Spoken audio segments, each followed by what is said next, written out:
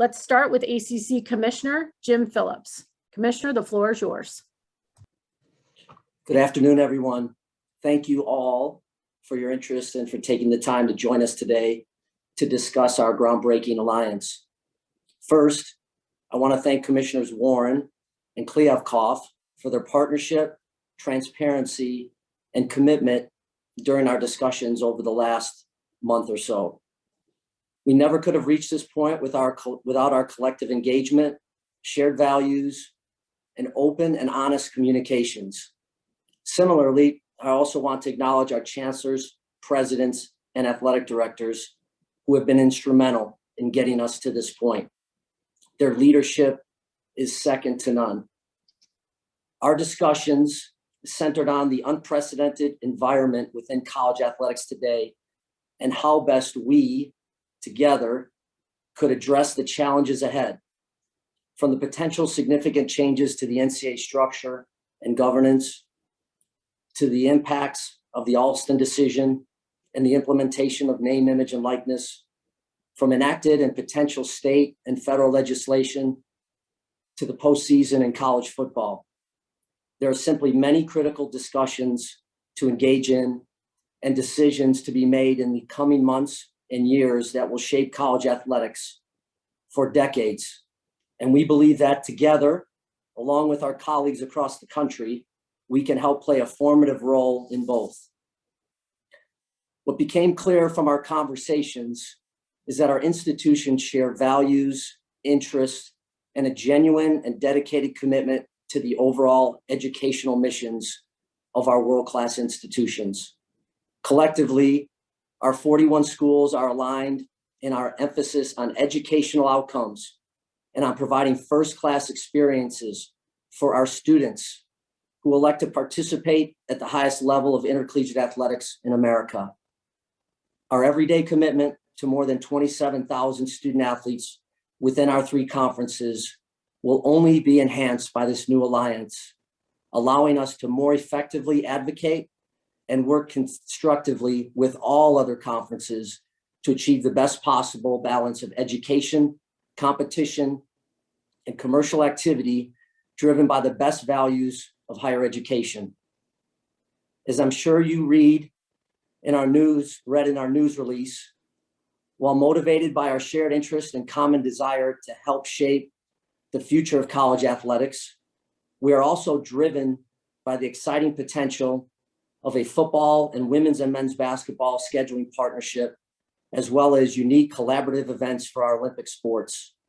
We know that in the years ahead, our student athletes, alumni, and fans will benefit from thrilling new matchups, which will create new rivalries and excitement within our alliance. The ACC's relationship with the Big Ten and Pac-12 conferences runs deep in our frequent non-conference competition across many sports, as well as through our ACC Big Ten women's and men's basketball challenges, field hockey and softball challenges, as well as our current bowl game partnerships. From a longer-term perspective, we are bullish on the scheduling alliance as it will elevate the national profile of all of our teams by playing from coast to coast with college fans across the country as the beneficiaries. The combination of national games and having a national impact and influence are key elements of this collaboration and do help create a degree of certainty in an environment that has become increasingly unstable. We recognize that there is still work to be done and decisions to be made regarding future scheduling frameworks. We are grateful to the 11 members of our athletic director subcommittee who will focus on the specific areas of scheduling for consideration. On behalf of the ACC, we are truly honored to be an enthusiastic member of this alliance and look forward to the possibilities that lie ahead. And once again, my sincere appreciation to Commissioners Warren and Kliavkoff and our CEOs and ADs for their leadership and support. Thank you, Commissioner Phillips. It's now my pleasure to introduce Big Ten Commissioner Kevin Warren. Yeah, good afternoon. Thank you, Jim. Thank you for your words. It's really been a pleasure to work with both you and George and to be able to discuss issues that are pertinent to college athletics, and feel so strongly now that to have people in this industry, leaders at the ACC and the Pac-12 that we've been able to communicate with to deal with a lot of issues in college athletics. When the Big Ten had their first meeting at the Palmer House, only a few blocks away from where I sit here today in downtown Chicago, they came together with the vision to really build a conference, to be able to provide unique opportunities to their student athletes from an academic standpoint to an athletic standpoint, and to be able to work with George and Jim in this alliance with our respective conferences is really special. And I just want to thank all the media members who over the years who have covered the ACC and the Pac-12 and the Big Ten, the stories that you've told, the hard work, the commitment to excellence that you all have shown. We really do appreciate it. And I also would like to thank all of our chancellors, our presidents, our athletic directors, our faculty athletic representatives, our senior women administrators, our head coaches, our assistant coaches, our student athletes, and also our fans. Today is a special day. I think what it does is signifies that there still is a lot of goodness in college athletics. And this is an opportunity for us to come together in a strong alliance to work together, not only with the ACC, the Pac-12, and the Big Ten, but also other conferences in college athletics. But there's turbulence right now in college athletics. There are things that we need to address. We need to have strong leadership. We need to work together. And I'm looking forward to having an opportunity to work with Jim and George and our respective leaders on our campuses and in our conferences to figure a lot of these issues out, and also to work with our other conferences around college athletics. But there's a lot of work to be done. This last year has been monumental in college athletics, but also it's provided us with an opportunity to look forward, to come together, and hopefully this alliance will really stabilize the different issues that we're facing in college athletics. It'll provide opportunities for our student athletes, again, to not only to get a world-class education at one of our 41 institutions, but also to provide them an opportunity to play just in some epic matchups. And I look forward to working with everyone from a football scheduling alliance, from a women's and men's basketball scheduling alliance, and also in creating ways from an Olympic sports standpoint that we all can work together.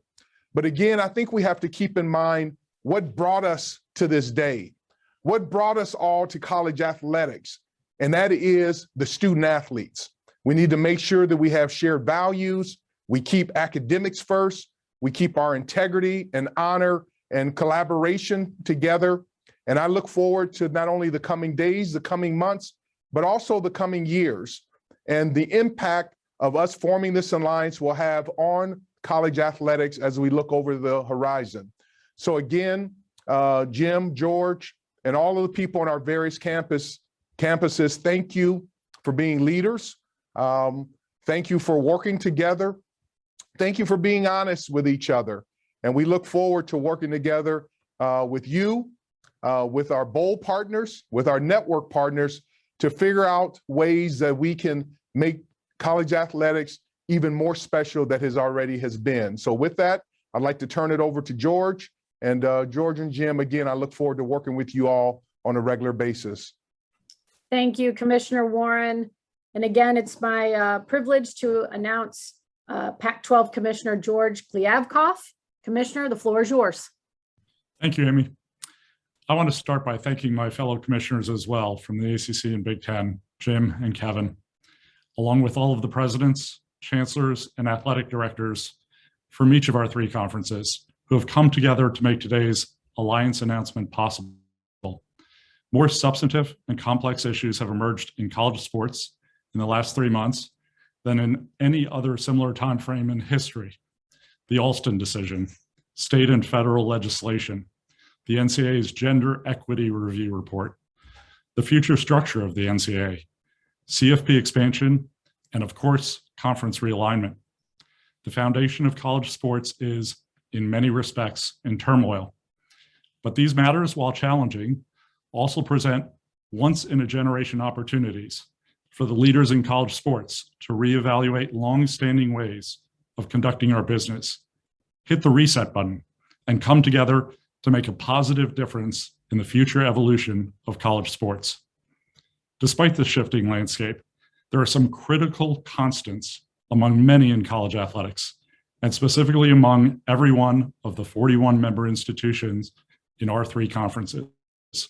These constants include a resolute commitment to our student athlete, a commitment to both academic and athletic excellence, and a commitment to protecting that which makes college sports so special for our student athletes, alumni, and fans. The intersection of these constants and the opportunities afforded by all the disruption are the reason we have come together in this alliance. Today is an historic moment, but it is the very beginning of a long journey of collaboration. It is now upon our three conferences to begin the real work that will make a difference, and to begin leading the discussion that will bring concrete positive changes both on the macro critical matters before college sports and with regard to enhancing our inter-conference schedules for the benefit of our student athletes, alumni, and fans. I want to thank my fellow commissioners once again, and Jim, Kevin, and I will be happy to take any questions. Thank you, gentlemen. We'll now transition to our Q&A portion of today's press conference. Please go ahead and use the raise hand function as part of the conference call, and we'll get to as many questions as possible. We're going to start with Dennis Dodd. Dennis, floor is yours. Yeah, thanks, guys, for doing this. For all three, I guess, do you support the college football playoff as proposed, and why or why not at this point? Thank you, Dennis. Let's go ahead. We'll start this one with Commissioner Phillips, and then we'll go from there. Appreciate the question, Dennis. And I think, the last couple years where we had a group of individuals take a look at a proposed new alternative, they did excellent work of providing an analysis and an option for us to consider. And I think as we all got together in Dallas in June, the idea was that we were going to spend the rest of the summer until the third week of September when we reconvened, socializing the playoff. What did we like about it? What did we have issues with it?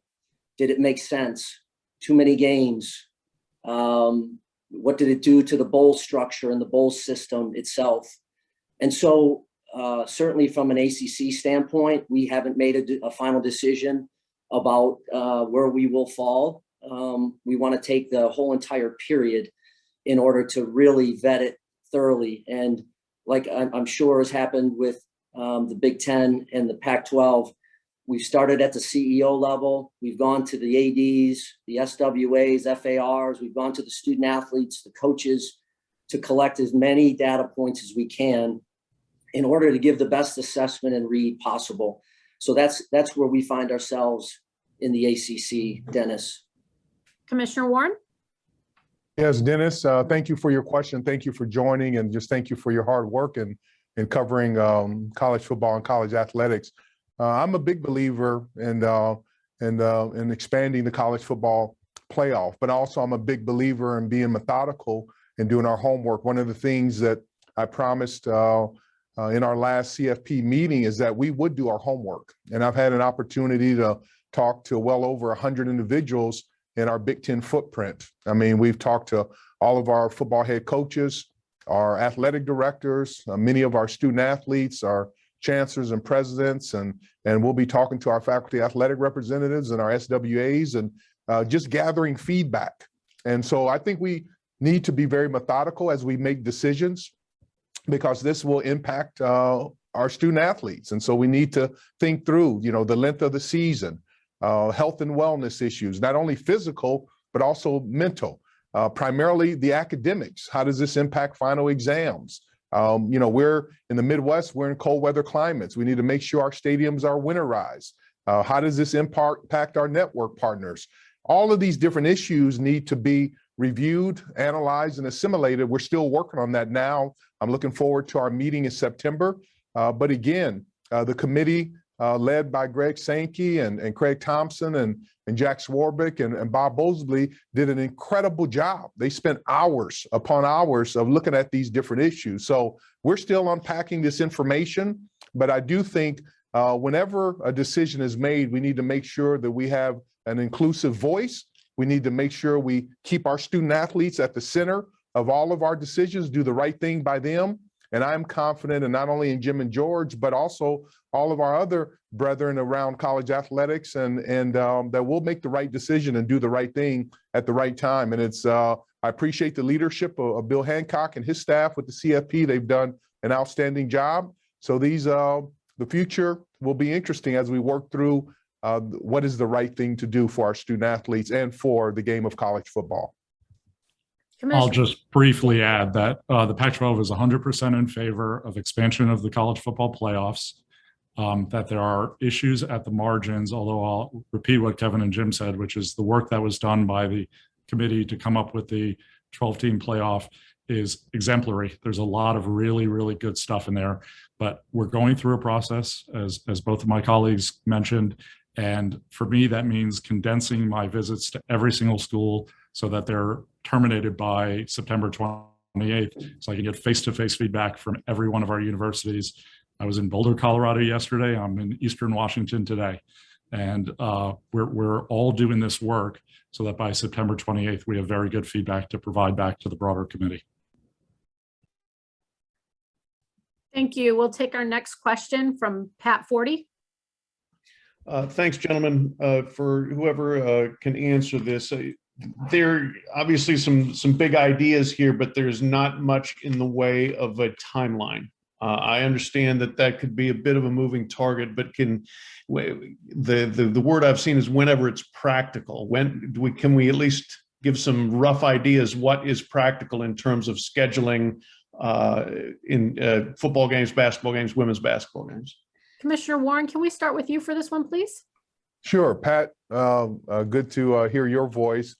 Yeah, and one of the things we have to keep in mind is that we already have some existing relationships between the ACC and the Pac-12 and the Big Ten. I mean, starting with basketball, we have an ACC Big Ten challenge. With the Pac-12, we have a volleyball relationship that we've been able to build with them. And then from a football standpoint, you think about September 11th this year, we have Oregon who will be playing at Ohio State and Washington who will be playing at Michigan. I believe between 2022 and 2035, there are already 68 games that are on the schedule from a football standpoint. And that's not including even Notre Dame in that number. I think if you include Notre Dame, it's 103 games. So a lot of the existing games are already on the schedule. What this allows us to do is to focus on the existing games that we have. How do we couch those? How do we build storylines around those? How do we expand those schedules? Pat, I think one thing to keep in mind is that we've promised each other is that we're not going to interfere with any existing contracts that exist. So this is not about getting out of contracts and blowing anything up. This is about honoring those existing contracts, but also building relationships between these three like-minded conferences as we look forward from a scheduling standpoint, not only in football, but in women's and men's basketball, and also in Olympic sports, and to see if there's opportunity to build early season, mid-season tournaments or unique games that will come together. So as I think Jim has said in his comments, and George said it, you know, we're really at the beginning stages of this. But the beautiful thing about this, we have some of the brightest minds in all of college athletics in our athletic departments, with our athletic directors and also our leaders on campus. So to be able to get in the room now over these next couple of weeks and months and start rolling up our sleeves and going to work to figure out how this will come together is exciting. I mean, we know the elements are there. We have the willingness to work together. We will work together. And I think you'll see some really exciting opportunities for our football, basketball, both men and women, in our Olympic sports student athletes as we start unpacking the scheduling component of this. Commissioner Kliavkoff, do you have anything to add? Nothing to add. Kevin and I are 100% aligned on this, as I know Jim is as well. We will take our next question from Dan Wolken. Yeah, hey guys, I'm curious what kind of document has been signed or will be signed to formalize this alliance? How will it be legally enforceable? And will it include any language that prevents one league in this alliance from poaching members of another league? We'll go ahead and start with Commissioner Klyabkov for this. There's no signed contract. There's an agreement among three gentlemen, and there is a commitment from 41 presidents and chancellors and 41 athletic directors to do what we say we're going to do. If there's any lack of specificity in the press release, it's because we want to make sure we could deliver 100% of what we promised. So we're aligned in how we want to approach this, but there's no contract, there's no signed document, and there doesn't need to be. Commissioner Phillips or Commissioner Warren, either of you want to react? I think George said it well. Great. We will transition to our next question, which will be Lane Higgins. Lane? Hey there. This one is primarily for George, but anyone can chime in. Obviously, one of the biggest pieces of college sports we've seen is this push for maximizing revenue from TV. And obviously, having these big non-conference marquee games is big, but also getting into different time zones is important. Could you speak to how this impacted the thought process and the decision making in forming this alliance, and how much that is increasingly important now that the SEC is adding two members that are, large eyeball getters in college sports? There may be residual benefits from this alliance related to increased revenue opportunities, but that wasn't the focus of why we did the alliance. We did the alliance to protect the collegiate model, to work together on these important issues, and to create unique new opportunities for our next generation of student athletes and our fans and alumni who want to see these great games that we'll be able to create. So we weren't focused on revenue when we were creating the alliance. Thank you. We'll take our next question from Kirk Bowles. Yes, to any of the three gentlemen, I'm curious if y'all fear for the survival of the Big 12 once the expansion goes through, and is that bad for the future of college football and athletics? We'll go ahead and Commissioner Warren, do you want to start this one? Thank you. Sure. Thank you for the question. Quite naturally, speaking for us in the Big Ten, and I'm sure George and Jim feel this way, I have the utmost respect for Bob Mosley, the commissioner of the Big 12.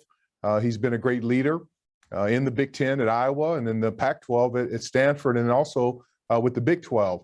So I'm confident that under Bob's leadership, that he will do what's best for his conference. And again, a lot of these issues that we've been dealing with are issues that have been on the table here for really weeks and not months. And so a lot of this stuff is fresh and new, but I'm sure Bob will figure things out and will do what is right for the Big 12. There are a lot of fine institutions in the Big 12, not only from an academic standpoint, but from an athletic standpoint. And so I think as situations like today, by announcing this, as we said, and I feel very strongly about, hopefully this will bring some much needed stability in college athletics. And I also think what it will do is now it will allow people to understand where everyone else stands, because some of the events over the last couple months have kind of shaken the foundation of the beliefs of college athletics. And so hopefully this will allow other conferences to be able to kind of work through their various issues and figure out what's best for them in the future. But again, Bob has only had an incredible, successful history, and I'm confident that he'll figure out what to do with his leaders in the Big 12 and on behalf of his student athletes. Let me jump in as well. I think Kevin said it well. Let me put it directly. We want and need the Big 12 to do well. The Big 12 matters in college athletics. The Big 12 matters in Power 5 athletics and our FBS group. And so I can just tell you that we'll be watching what occurs here. And obviously this transition isn't supposed to be taking place for another 4 years. But this group in particular will be very interested to see what happens and to do everything that we can to try to make sure that, again, college athletics looks similar to what it is today, about the numbers of opportunities, the commitment to one another, the support of one another during really difficult moments, which we're faced with right now. Thank you. We will take our next question from David Teal. This is for all three. Given your intent not to blow up any current scheduling contracts, but add more games among your three conferences, is college football moving to a regular season where the Power Five, Autonomy Five, play only one another? I can start by saying there's no intention as part of the alliance about increasing the number of games that the football teams play during a regular season.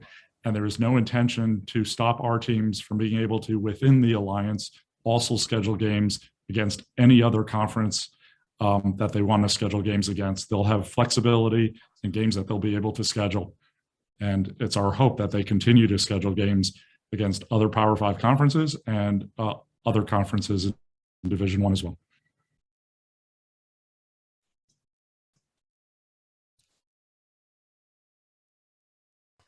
Thank you. We'll take our next question from Andrea Adelson.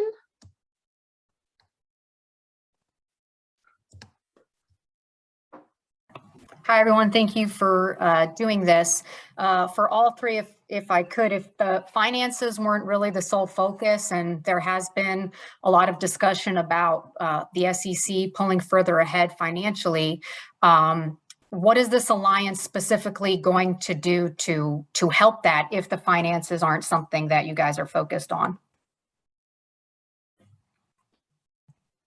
Well, I'm happy to jump in. I would say, I don't think anyone said we aren't focused on finances. What I said was that that's not the driving issue that caused us to form the alliance. Obviously, everyone's focused on finances and focused on doing what's best for all of their schools, and will continue to do that.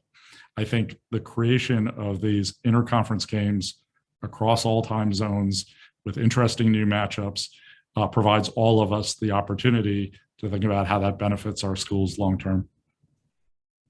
Commissioner Warren or Commissioner Phillips?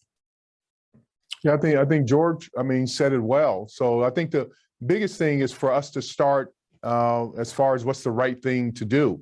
And I think what this does is it allows us to lean into certain academic issues, mental health and physical wellness issues, health and safety of our student athletes, gender equity issues, social justice.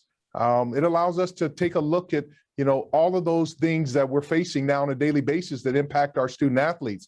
And quite naturally, it allows us to create compelling matchups. And like I said, not only in football, but in men's and women's basketball and other Olympic sports, and do things from a preseason standpoint and midseason.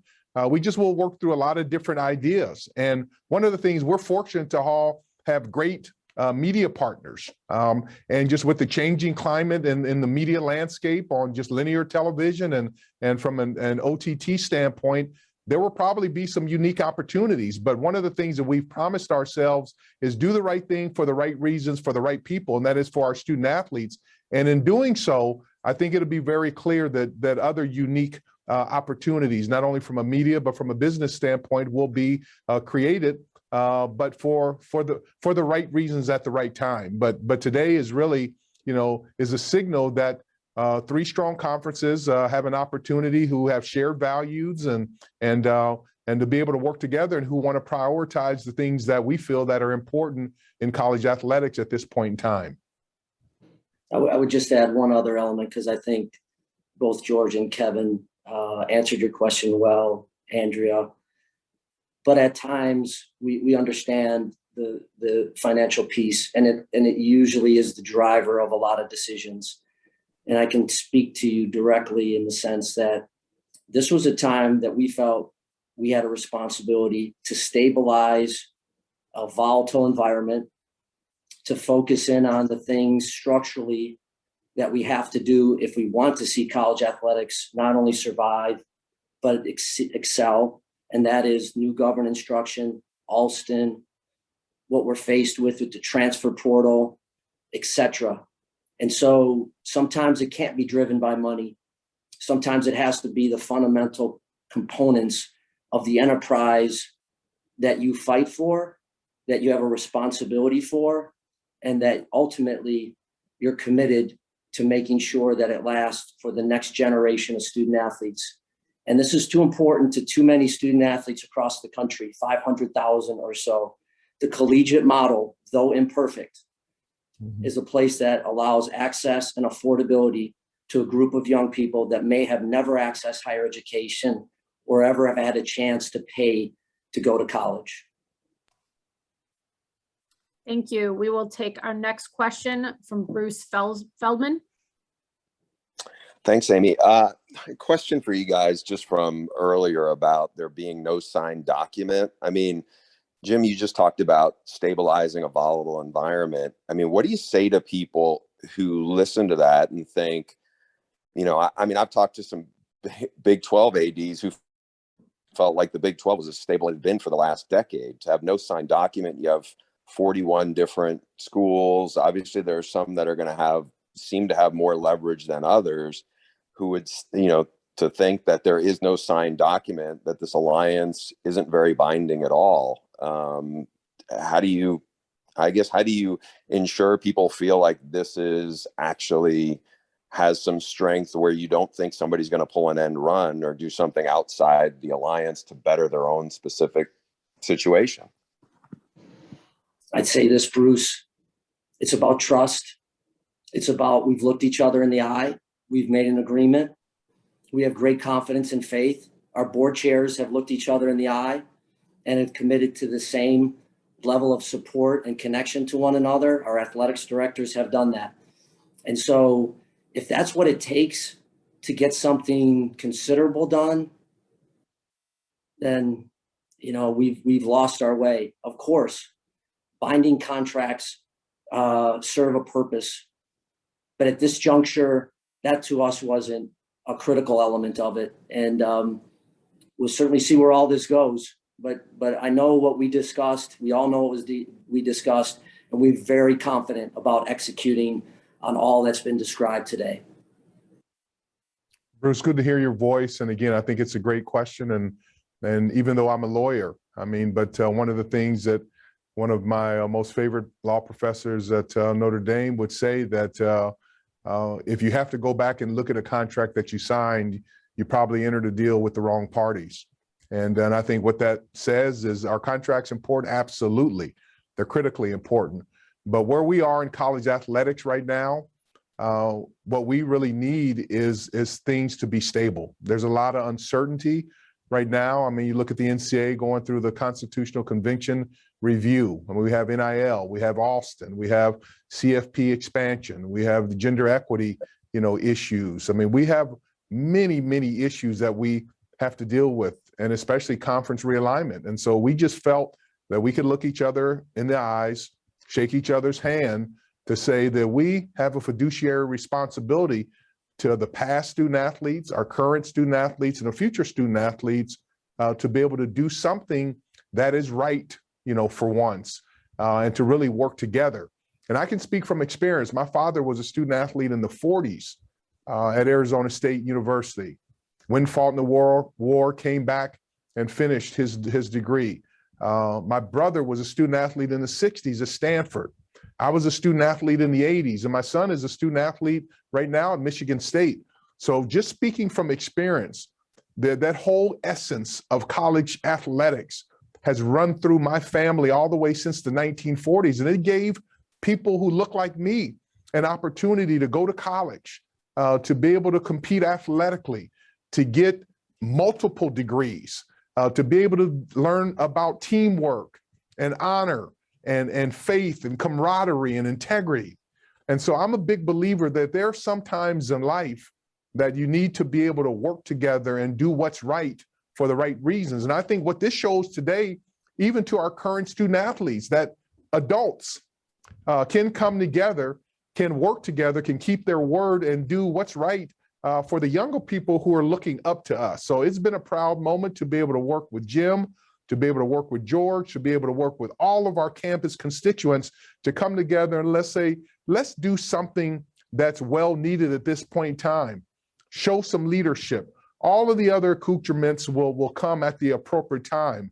But I think today and the next couple of months will really be about making sure that we're organized, that we create some stability in this enterprise of college athletics that has been good to so many people. Many of you who are in the media, you were blessed to be college athletics, but participate in college athletics. But I know speaking from where I sit and the impact of being a student athlete has had on my family and still has on my family to this day, I will forever be grateful to this environment of college athletics and will do everything that I possibly can with these two men and other conferences for us to be able to work together as we look forward and leave a lasting legacy that we owe. We have a responsibility to our future generations to do what's right at the right time for the right reasons.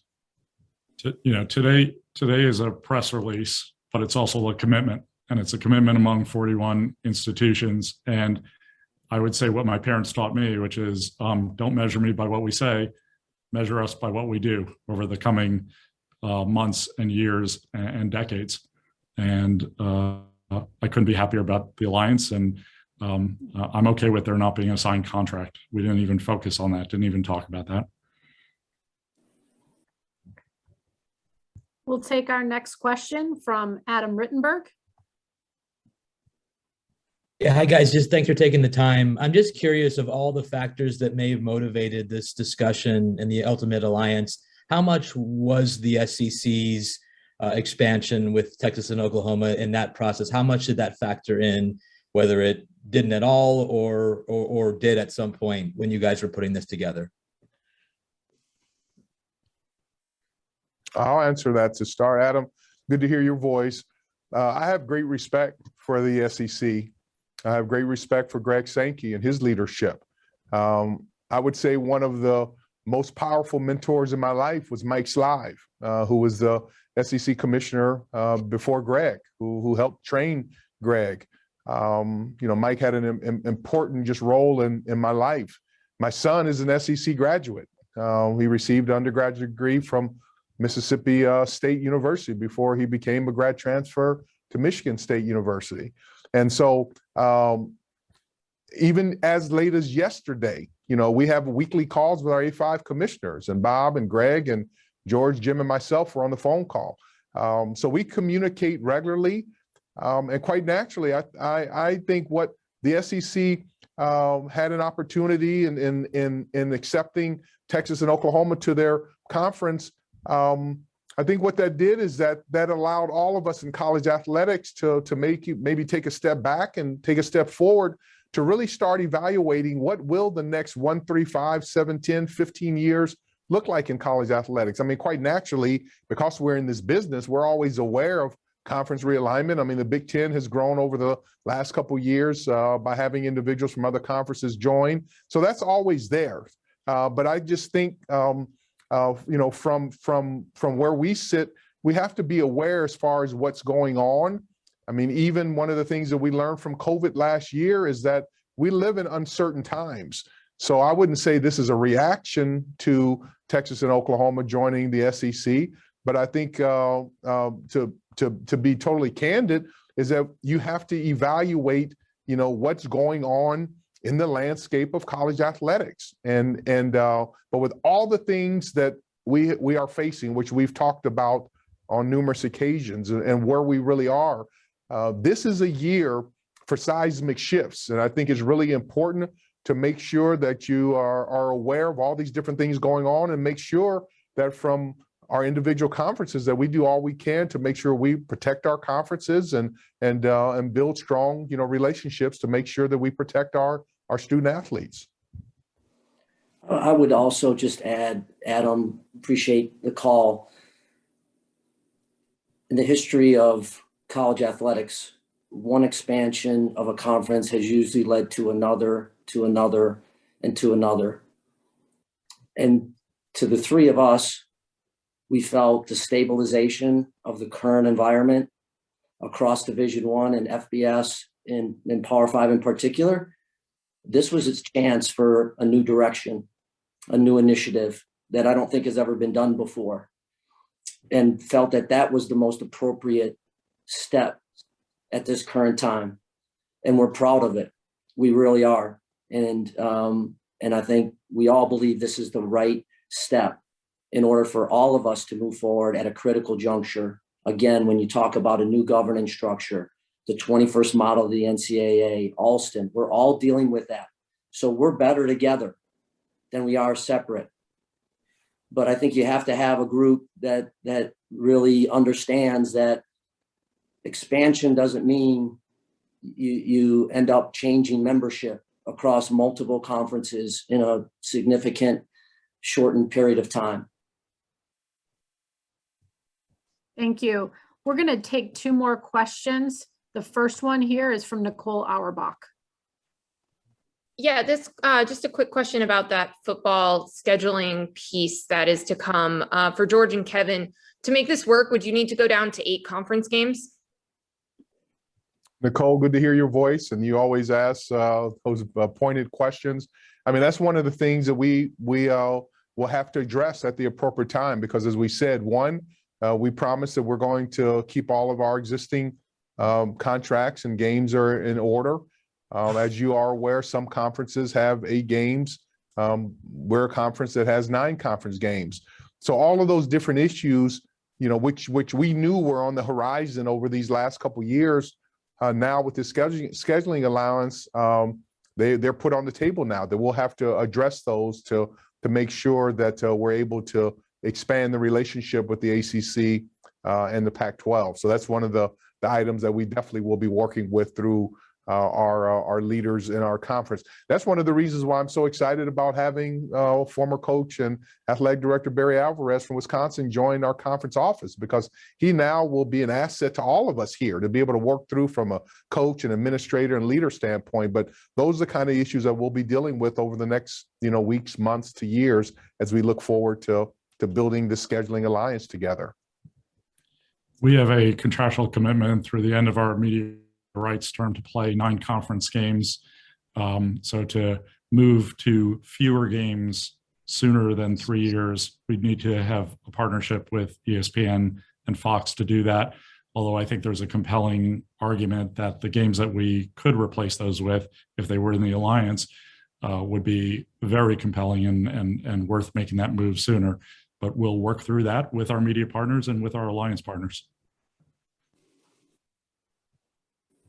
Thank you. We'll take our final question from Ralph Russo. Thanks, Amy, and good afternoon, gentlemen.